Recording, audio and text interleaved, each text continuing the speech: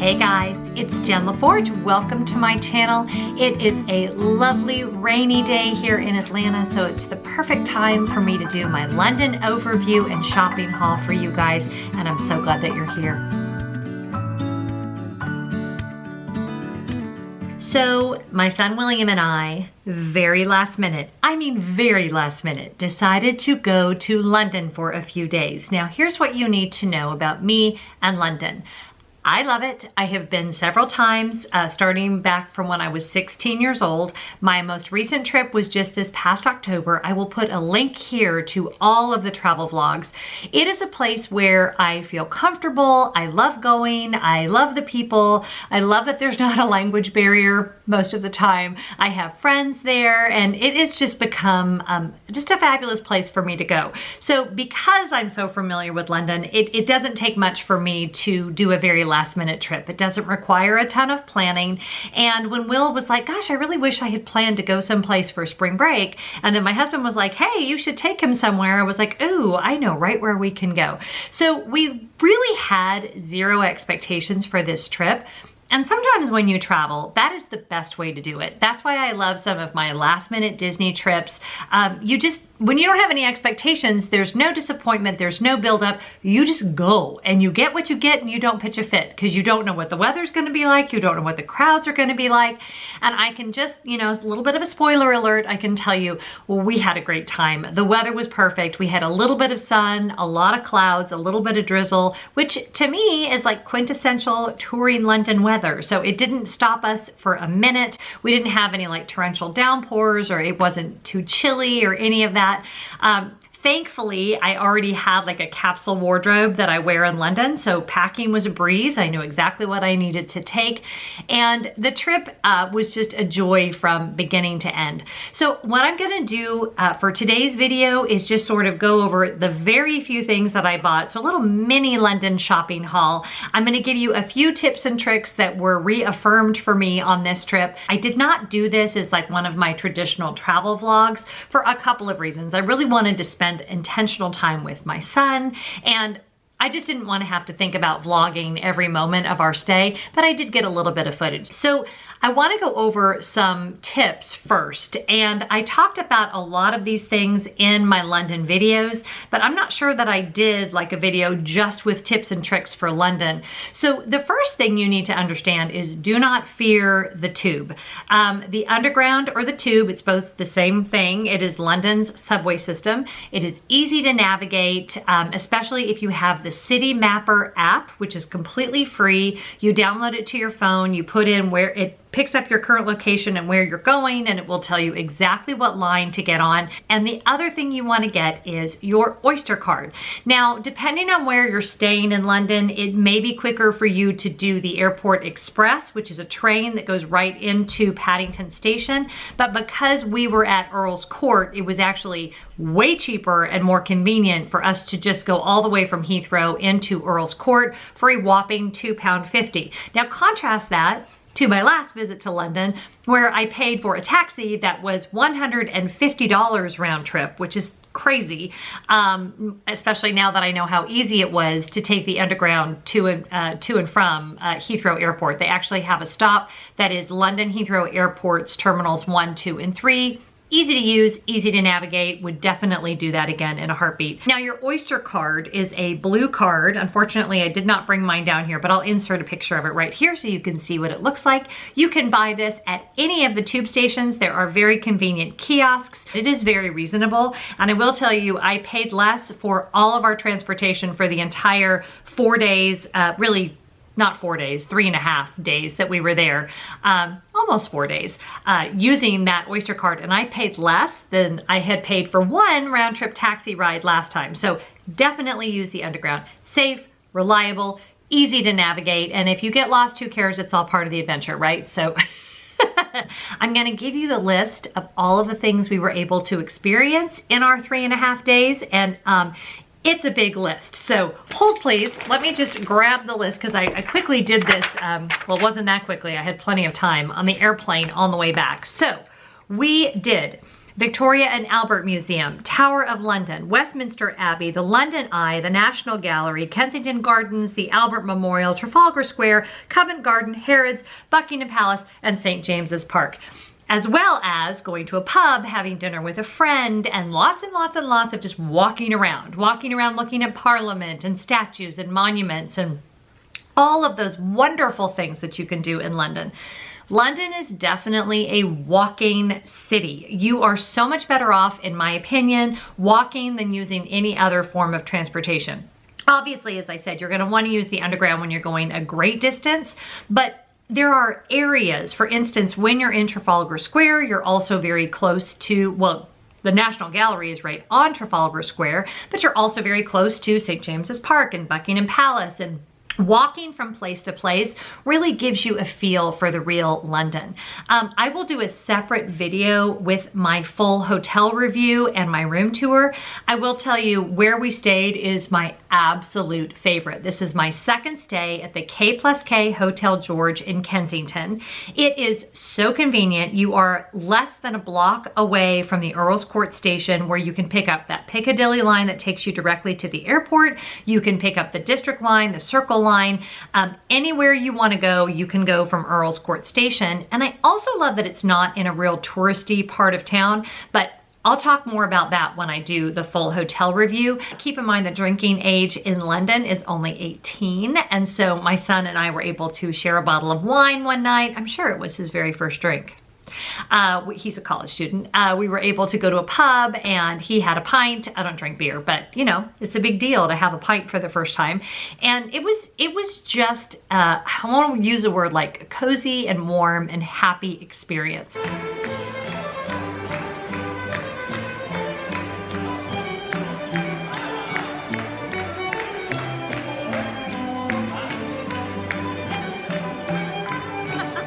And the other important thing to note is the majority of the museums in London are all free. The one we didn't get to was the Tate, and that is definitely on my list for next time, as well as the Sky Garden. The Tate did not have their extended hours and we just couldn't get there in time. The Sky Garden we could not get tickets to, but all of you recommended both of those things. So those are definitely on my list for next time. We didn't do a lot of shopping, and I will tell you why. The VAT is 20%. Now, you can easily fill out the form and get that money back. In fact, if you shop at Harrods, if you watch my videos from last time, I actually bought my first Burberry scarf, and Harrods does it for you right there. Well, they give you the money back, and they give you a quick form that you just turn in at the airport. I didn't really have anything that I needed, and I knew that if I waited until the end of our trip, that most of the touristy type things that I would want to purchase, I could buy at the airport. And at the airport, you do not pay the VAT. So I was able to, Harrods has a little shop there, Burberry has a little shop there, Cartier has a shop there, there's just general gift stores there with, you know, all of the trinkety type things that you might want to pick up. And that's a great tip, is just kind of, unless you see something, and I do have one thing to show you that's very unique that you know you're not going to be able to get. If you're just getting kind of general London stuff, the airport is a great idea. Anyway, just shopping at the airport is my big tip. I actually find Heathrow Terminal 3 is very nice. There's lots of restaurants, and with all of the shops, getting to the airport a little early is, I'm a paranoid traveler anyway, especially when I'm traveling overseas. So, you know, we had a lovely breakfast in the airport, did some shopping and so forth on our way out, and that just worked perfectly. So getting on to the shopping haul, again, didn't buy much. This first item is interesting. I was like, I don't know that we want a tortured artist that did not end well on our Christmas tree, but we have this little Van Gogh Christmas ornament that will probably be going on our Christmas tree. He was, now remember, I paid the 20% VAT on this guy. He was 10 pounds, so not too bad, but just a cute little guy. With the exchange rate right now, I think that ended up being like maybe $12. But he is definitely unique. And Will was like, but Mom, we'll be the only ones with a Van Gogh on our Christmas tree. And he may very well be right. So Mr. Mr. Van Gogh is now going on our Christmas tree. He's kind of a cutie pie. And then the rest of these items I bought all at the airport, so I don't know how exciting that is. I picked up this wool scarf. It's just a Harrods nice plaid wool scarf for Scott with him traveling. He goes to cold places, so you know, you can't have too many nice wool scarves. Again, did not pay the VAT on that, and it says Harrods on it. It says Harrods on the tag too. And he was 24 pounds 85 cents, and I saved 5 pounds and $15 over £5.15 over what I would have paid for this if I'd bought it at Harrods. So he is very happy with that. So I was glad to pick that up for him. This next item, Mom, if you're watching, you need to close your eyes because I bought one of these for myself and one of these for my mom. Very touristy. Again, I bought them in the shop at the airport. These little Harrods coin purses, which you guys know how I love the little coin purses. And it has, the print on this is so cute. It almost reminded me of one of the Disney Dooney and Burke's, right? It's got all these different monuments. Big Ben was unfortunately under construction. They're doing a 4-year project with Big Ben, so you really couldn't see him in all his glory. Which, by the way, Big Ben is actually the name of the bell, I think. I think it's called the it's called something else. I need to insert that right here. But Big Ben is actually not the name of the whole structure. I think it's just the name of the bell itself. But anyway, you've got the London Eye on here. You've got the Shard on here. You've got Parliament. You've got all kinds of fun things. Bicycles, Tower Bridge, all of that fun stuff. So these were only £12.50 tax-free, so that was not bad at all. And they say Harrods, and they just have a little zipper here and then just open inside. So I thought those were really cute. And then this last thing I picked up is just a journal, and it is gold. The reason I love this is it's kind of hard to find journals that are this large, but I love this, and I've already taken so many notes, and I was brainstorming a whole bunch of video ideas on the airplane on the way back. And it also, I love it because it's got this so that you can hold your place, which is always nice when you're a journaler to be able to know exactly where you are. And I love that it's gold. I don't remember, I've already taken the tag off of this, but it wasn't much. I want to say it was maybe 10 pounds. But yeah, I'm just really, really in love with this. And then I bought Will. Well, that was the other thing we did. So now let's talk about the things that I did that I don't ever need to do again. Will really wanted to see King's Cross Station and St. Pancras, so we did all of that, and we went to the platform 9 3/4 area, which, let me be clear, is a shop. The platform 9 3/4 area of King's Cross Station, if you are a huge Harry Potter fan, is literally a gift shop and a photo op. That's all it is. So if you're going to King's Cross anyway, definitely check it out. The shop is actually very cute. I bought Will a Gryffindor sweatshirt because he really wanted it.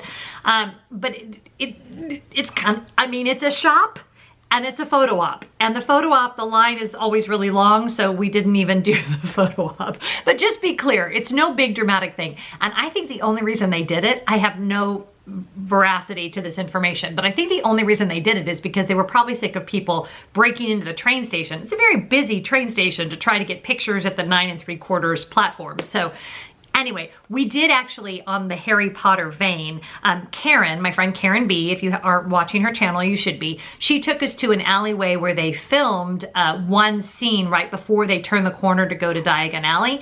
So I'll put a picture of that here. So that was kind of cool to see, but Will loved all the little Harry Potter, you know, he actually said at one point, all the kids wear school uniforms. You have to understand, in America, the kids don't wear school uniforms. And we saw a lot of kids on school trips, and it is very British to see all these children in these lovely school uniforms. So as an American, I don't know, it's weird, the things that we think that are fun. I want to talk really quick about the London Eye before I sign off on this, what's turned into a very long video. I did not mean to. Oh my gosh, I'm gonna have to edit this. We're at like 18 minutes right now. The London Eye is very touristy. The views are amazing. I do think it's worth doing once, but the area down there is very crowded, and you've got, you know, the Shrek Adventure down there and the Ripley, is it maybe a Ripley's Believe It or Not museum? It's very touristy, and it's not really, excuse the pun, my cup of tea. But I do think, you know, and you're kind of enclosed with all of these strangers. And again, the views are great. I'll insert pictures of the views. I'm glad we did it once. Next time, I think if we want beautiful views, we will probably go to the observation deck at the Tate, which was what was recommended to us by our fabulous server at the restaurant in Covent Garden, who is a drama major and was just lovely to chat with. But there are other ways to see those same views without paying 25 pounds to go on the London Eye. So I'm sorry if you are from, I hope that doesn't offend anybody. Everyone should do it once, but I don't really probably need to ever do the London Eye again. And I probably never need to do the King's Cross shop at platform 9 3/4 ever again. But that is just my personal opinion. I want to touch briefly on safety in London, and then I really am going to be done with this video. Be smart like you are anywhere. Watch your belongings. Don't put your phone in your back pocket.